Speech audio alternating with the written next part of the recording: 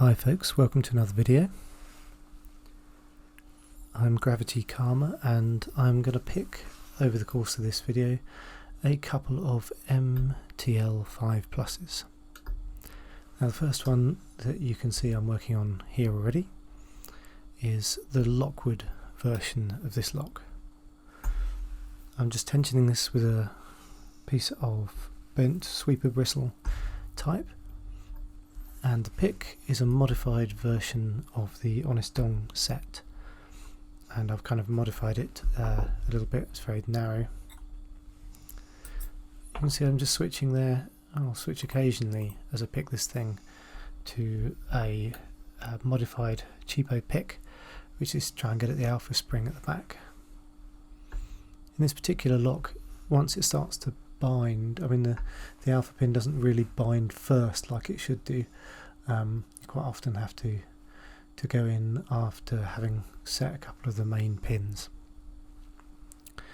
These Lockwoods quite often get a bit of a bad rep, I suppose, or they're not as difficult as other MTL5 pluses because they're quite often heavily mastered. This one was, first time I picked it, but I've taken the master wafers out.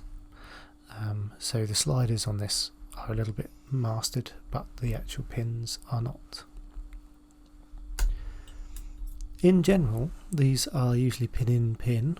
This particular one here is a little bit, I don't know if it's typical of the Lockwood type, but only the first key pin in this one is pin in pin, and all of the rest of the key pins are not. They are just solid pins.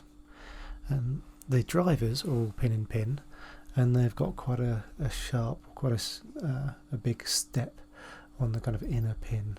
And actually, what that causes me a bit of trouble in this video, because trying to work, I find actually a little bit harder to find which pin is hung up on the kind of the edge of the core, if you like. So you see, eventually we'll get into a reasonably good false set, and then I have to wrestle the damn thing for a while to get out of that. The sliders on this, I think I've already said, that are mastered. So there's a couple of gates in some of them, and in others the gates are sort of double width, but they still need setting. And actually, once I get a bit of a, once I get to that point, you can see in a second I'll swap picks, and I will work out those sliders. So I'll just set them. So that's what I'm doing here. This is a ground down flag. It's symmetrical rather than offset, and I've shortened it so I can just tuck it in behind the sliders and either manipulate the pins or the main body of the slider itself.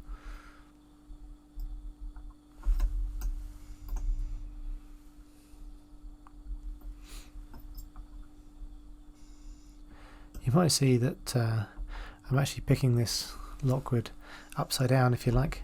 So I thought it would be fun to pick one of these locks one of these MTL's pins up, or if you like, Bible down, and I thought it would be fun to pick the other one Bible up. It's always good to practice these things.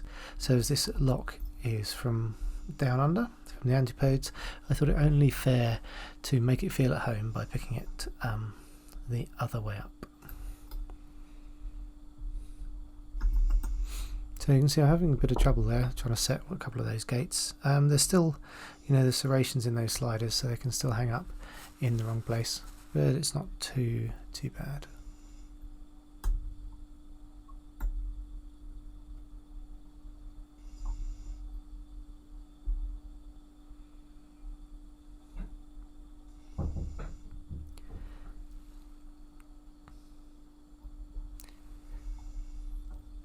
If you haven't had a chance to pick one of these, or you're working your way towards them, then there's a few things that might really help. It's really helped me to pick an awful lot of other MTL pin-in-pin locks and some Ravbra locks, and really get a feel for them. then I was lucky enough to get an MT5. I think I got that from Tequila Dave, and that was really nice because that's, you know, the equivalent. It's got the same style pins as these, which are a little bit smaller diameter, and they are undercut in some cases. So in this particular one, it's only it's only that first key pin which is kind of undercut, and the outer of the key pin can lock together with the inner of the driver. Okay, and that's quite challenging. What makes it more challenging to pick. So it's really worth getting your head around the pin-in-pin bit, about picking the outside pin first, and then wandering up and down picking those inners. And it's really good practice to get an MT5 and have a go at that. And then actually, I reckon if you can find one of these, then this is quite a nice intermediate step between the MT5 and the 5 Plus, because those gates, those masters on these sliders, really do make it a little bit easier to pick, and really kind of give you a bit of a leg up, I guess.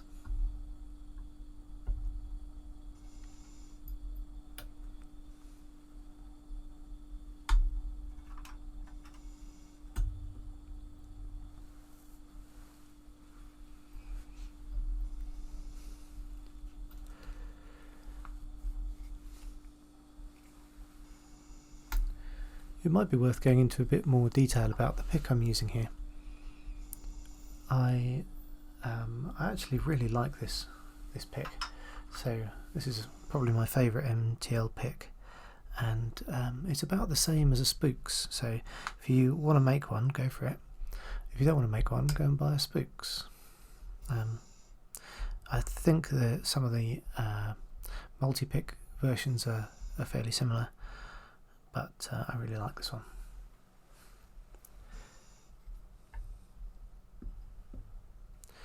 Now, I could, and I will, see if I can grab a ruler, and I'll see if I can give you some of the dimensions. I'll actually grab a little vernier caliper, which I've got one to hand here. Just going to have to move some locks and make some noise. I did record some audio while I was picking this, but I find you have to be in such a sort of pretty zen-like state in order to pick these, that actually I kind of stopped talking about 2/3 of the way through. So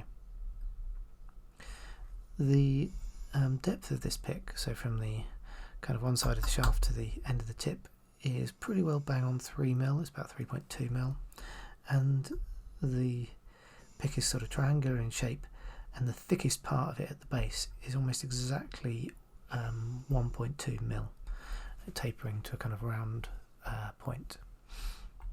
It's offset, so strictly speaking this particular one is, I guess, a right hand flag,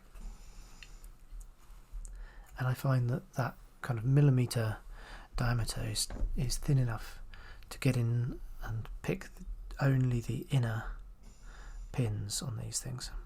Okay, so the whole of that flag will fit inside one of those outer pins. Now, I'm also struggling a little bit here because I had misremembered the inside of this lock. So as I'm picking away, I'm thinking that I've got pin-in-pin key pins all the way through. So I'm hunting backwards and forwards, and trying to find stuff, trying to get some feedback, and trying to get the lock picked.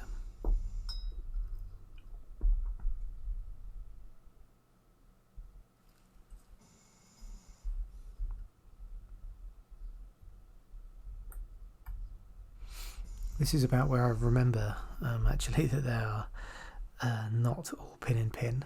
I'm just having an explore and just having a look with that pick.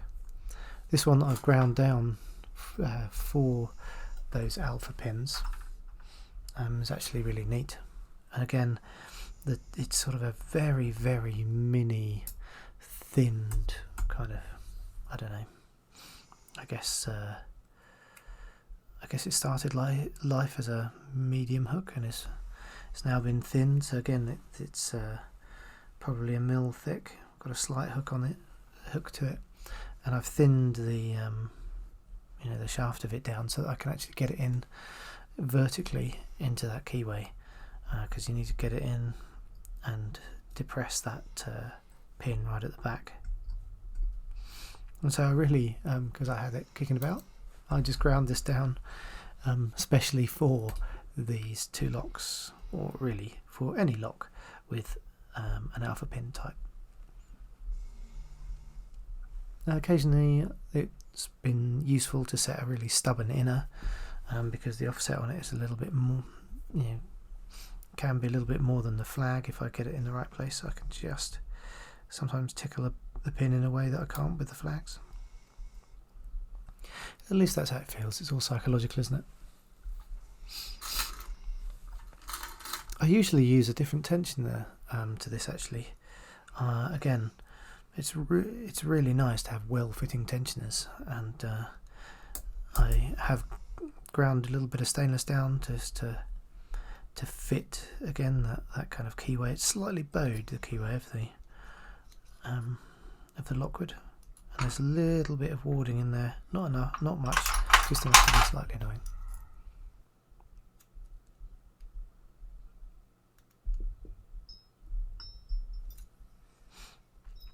I rather foolishly thought that using this particular tension tool would give you a little bit more to look at and be able to see a bit more what's going on, but of course that's not the case.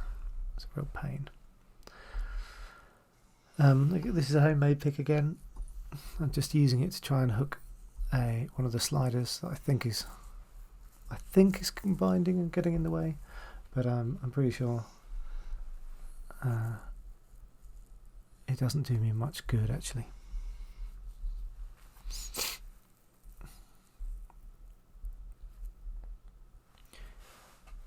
The clamp I'm using is worth mentioning, I suppose, on our way. So I've got a piece of board here. It's not a piece of chopping board or a piece of oak, and it's got a clamp which is designed for photography. I think it's a small rig clamp, and that is attached to a mount for a little security camera. So it makes for a really nice, neat, small mount.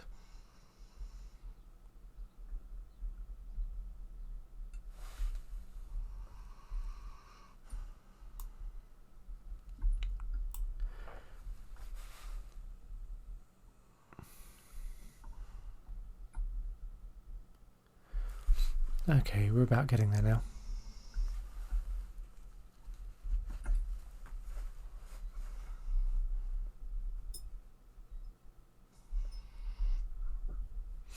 You can see I'm just trying to loosen the tension there, reduce the tension a bit, see if I'm caught up on anything. I have to say, in my head at this point I'm thinking, oh, this is annoying, this video is already way too long, so I might just give up, start picking again, and thinking, well, I must be at 10-12 minutes, whereas usually these things are open, picked, back together again in this time.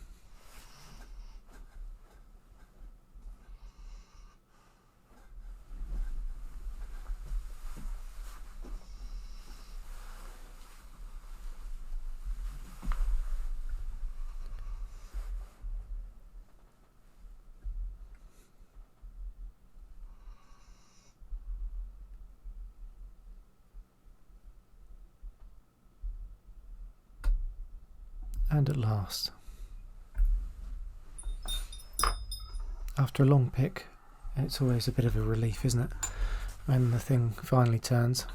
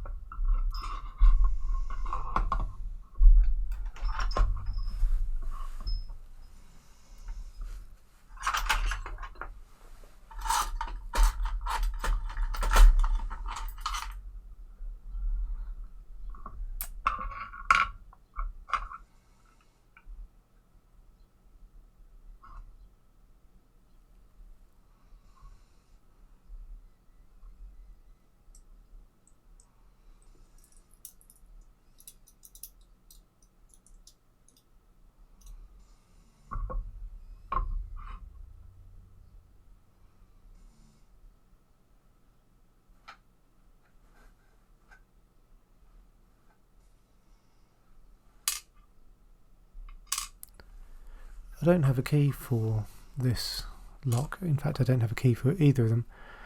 So I tend to, when I'm gutting them, I more or less dump everything out, put it back together a different way, and that means I've got a new lock to pick.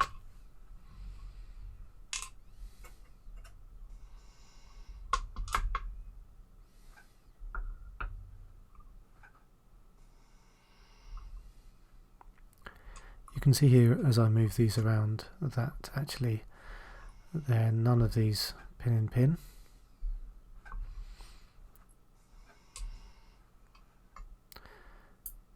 Except for this first one.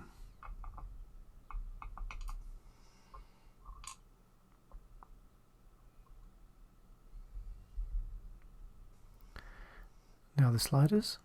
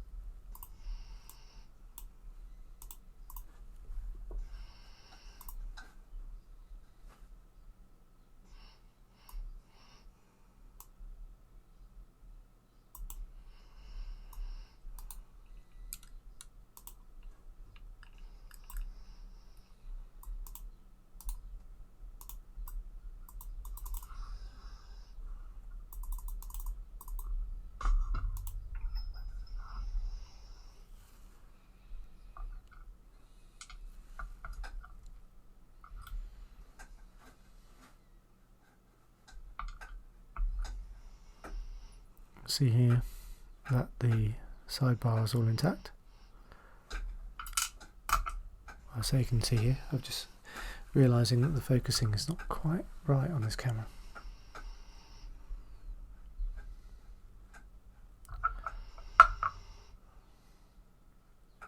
See, the core is all standard. The MTL 5 Plus that I'll pick in a bit has got like a relieved core, or a slightly relieved core, whereas this one doesn't.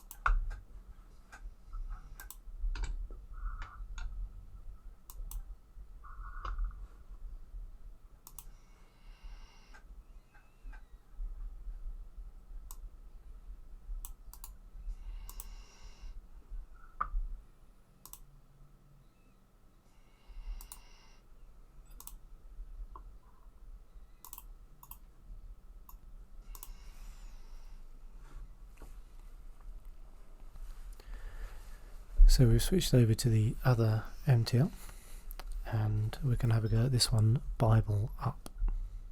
You can see here I'm pulsing the tension, so I'm using a slightly different technique to set the sliders in this.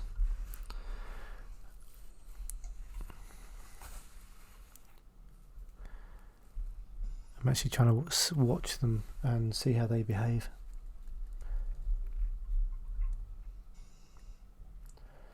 You can test the sliders with the jiggle test, which I am doing with the pick, just to make sure that they are in fact set when I think they are.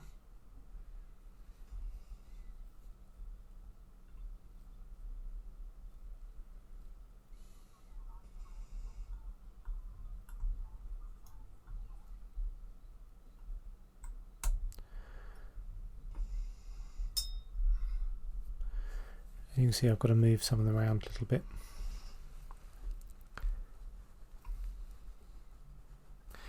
This, in my opinion, is the trickiest bit of picking this lock.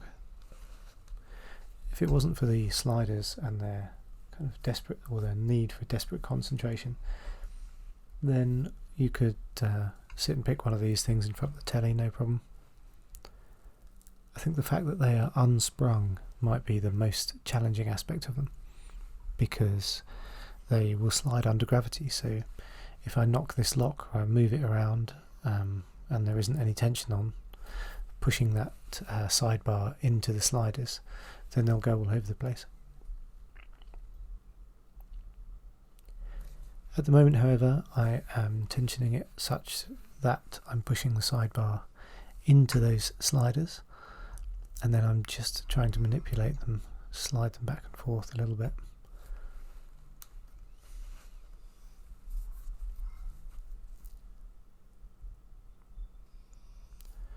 You might hear the odd click as we come out of a false gate and into a main gate. Or I think the other way round in one case, which is frustrating to undo.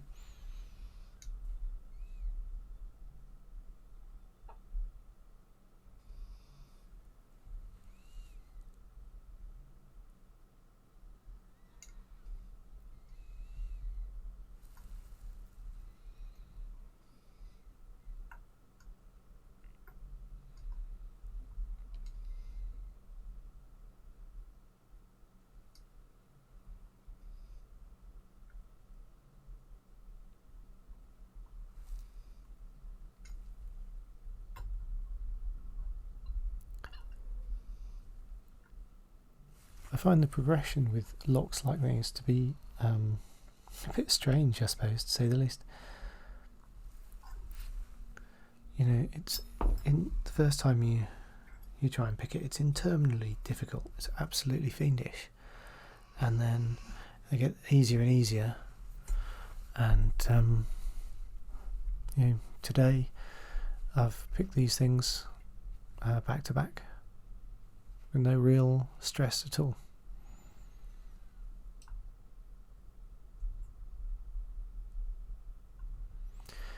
Now, the frustrating bit about this particular lock, and you can see I'm struggling a little bit here, is trying to set the alpha pin.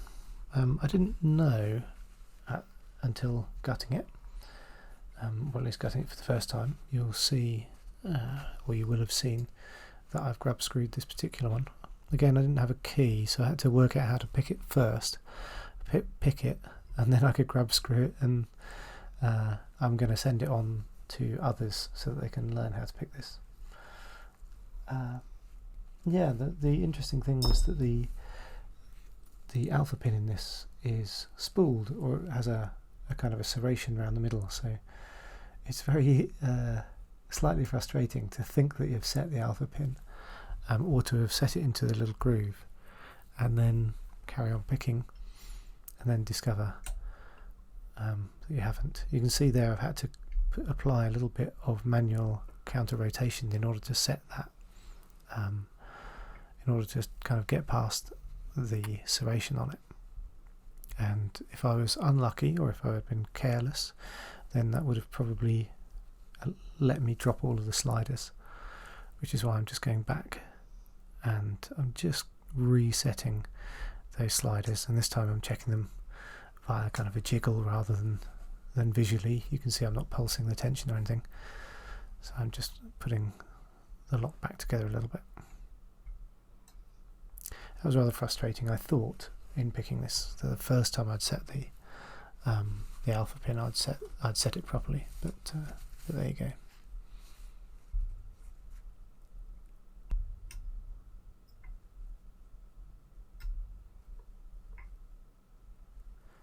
lockpicking is nothing if not endless frustration followed by a momentary joy.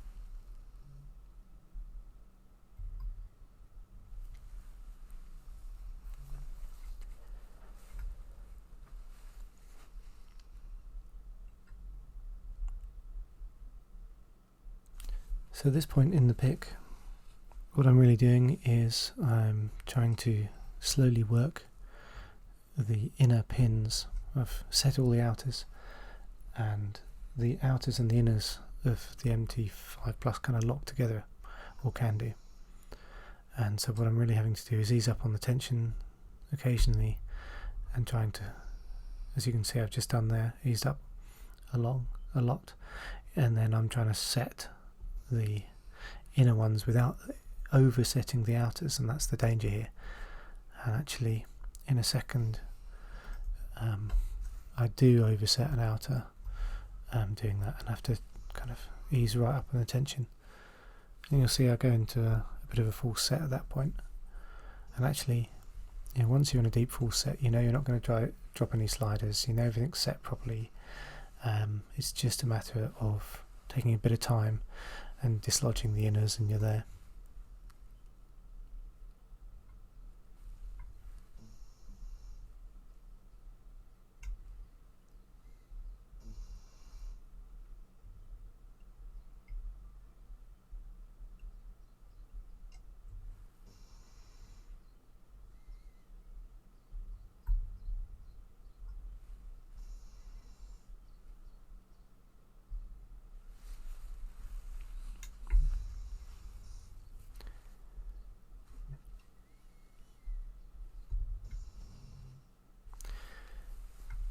It's a great shame that I can't show you the inside of the lock. I want to sort out a lock cam, I guess, because it's far more interesting being able to see what's going on inside. And again, you can't feel the feedback that I can feel. You don't have the kind of same feeling of frustration.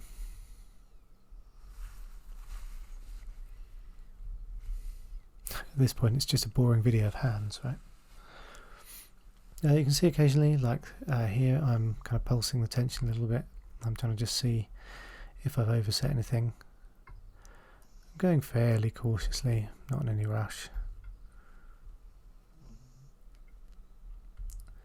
As I said earlier, I think you've got to be pretty zen-like sometimes for these.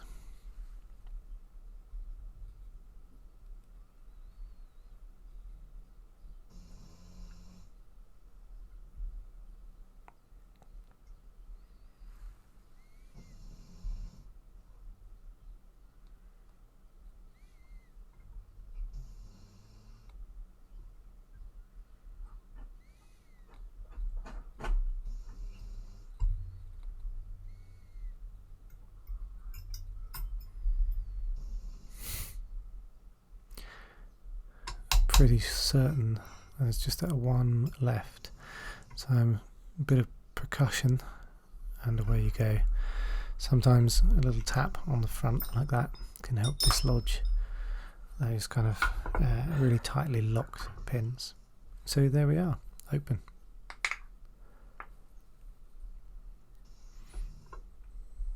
You can see that I've grub screwed this particular one, as I mentioned already, so I'm going to exploit that so as to avoid any disasters whilst gutting.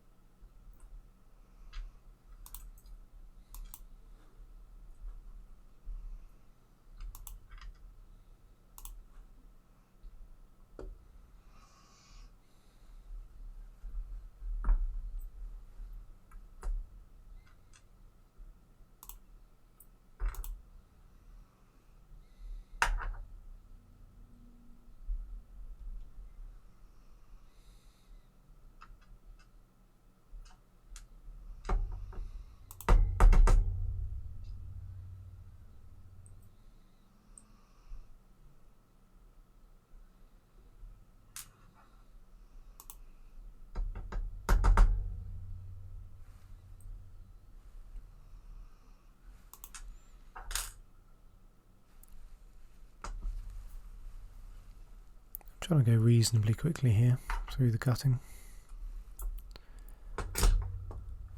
And here is that little alpha pin, look.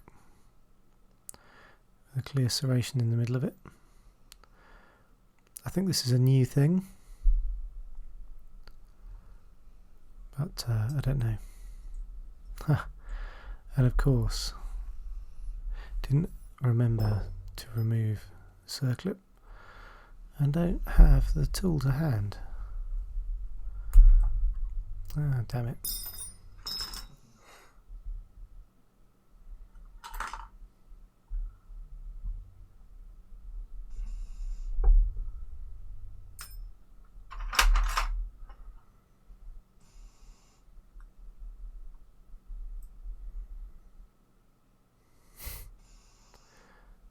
I thought I'd just relocked it then for a second.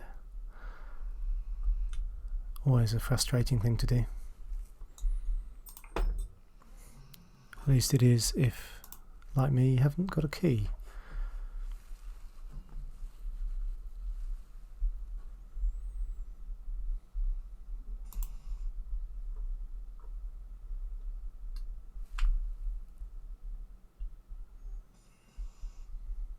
Just making sure I don't spill the sidebar all over the place.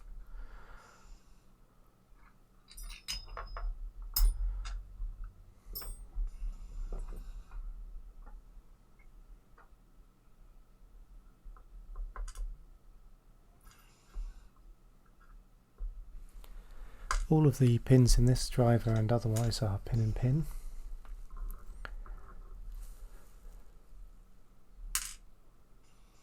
No serrations or spools though, so I suppose that for that we can be a little bit thankful. I think it might make a really good challenge lock actually, if I was to machine some spools. You can see here the slight relief to the core. At least I hope you can. There you go. Focus, camera. Okay. And then you can see the sidebar. There's nothing. It's all stock. Nothing. No mods.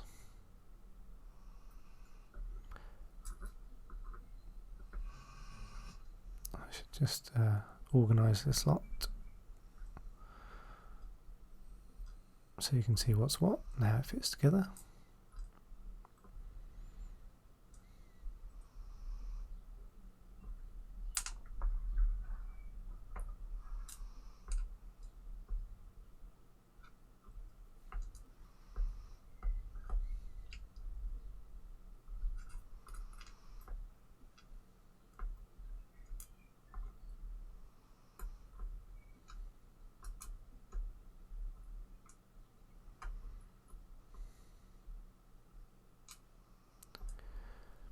to show you the sidebars all intact.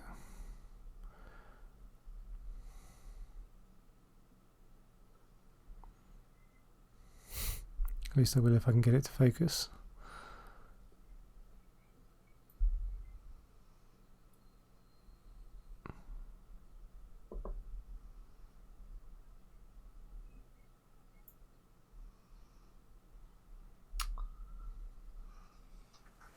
Come on, you silly camera. There we go. So all intact.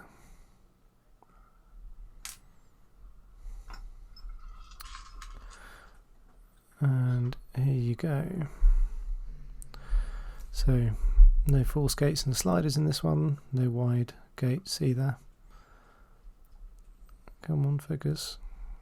And you can see everything's as it should be.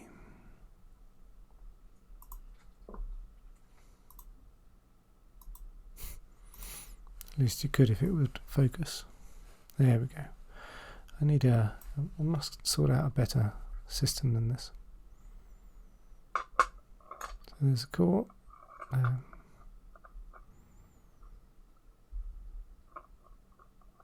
you can kind of see the relief in there. That's it. Thanks for watching.